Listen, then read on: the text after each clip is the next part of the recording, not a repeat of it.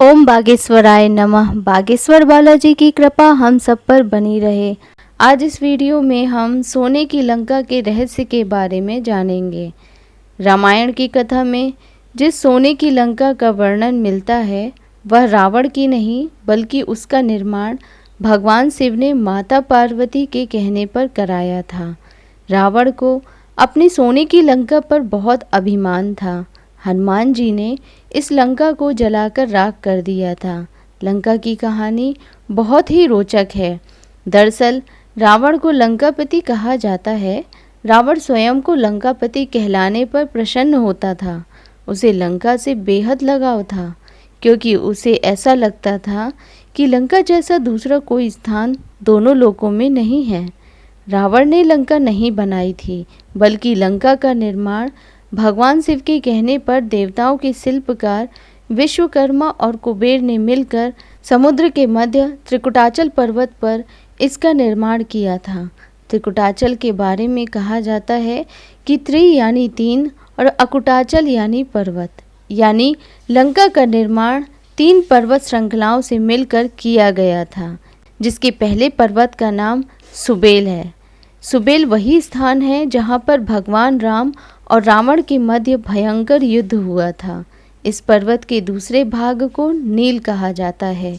नील वह स्थान है जहाँ लंका का महल था। इस पर्वत का सबसे सुंदर भाग सुंदर पर्वत था जहाँ पर अशोक वाटिका थी। इस स्थान पर माता सीता को रावण ने रखा था। हनुमान जी को प्रसन्न करने के लिए सुंदरकांड का पाठ किया जाता है जो सुंदर पर्वत नाम से जुड़ा है।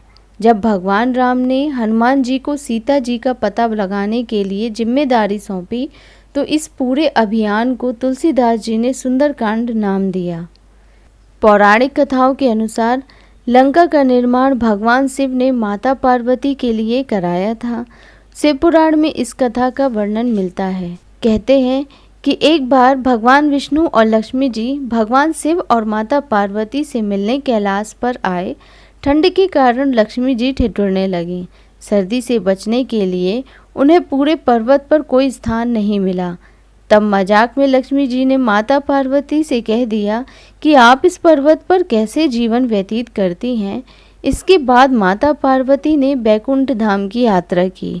वहाँ के वैभव को देखकर माता पार्वती जी ने ठान लिया कि वे भी अपने लिए ऐसा ही महल निर्मित करवाएंगी।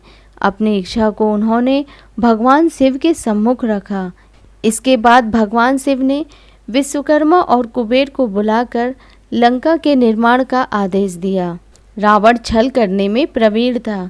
एक बार जब वह लंका के ऊपर से गुजर रहा था तो उसे लंका को देखकर लालच आ गई। लंका को प्राप्त करने के लिए उसने ब्राह्मण का रूप लिया और भगवान शिव के पास पहुंच गया। भिक्षा के तौर पर उसने सोने की लंका की मांग रखी। भगवान शिव ने रावण को पहचान लिया, लेकिन फिर भी भगवान शिव ने उसे निराश नहीं किया और दान में सोने की लंका रावण को दे दी। रावण को दान में लंका देने की बात जब माता पार्वती को पता चली तो उन्हें बहुत क्रोध आया और क्रोध में ही उन्होंने कहा कि सोने की लंका एक दिन जलकर राख हो जाएगी। वही हुआ। हनुमान जी ने सोने की लंका को जलाकर भस्म कर दिया। तो ये थी जानकारी कि सोने की लंका रावण की नहीं बल्कि माता पार्वती की थी, जिसे रावण ने छल से लिया था। अगर आपको मेरे द्वारा दी गई जानकारी अच्छी लगी हो तो प्लीज़ मेरे चैनल को सब्सक्राइब करिएगा, वीडियो को लाइक और शेयर करिएगा। धन्यवाद।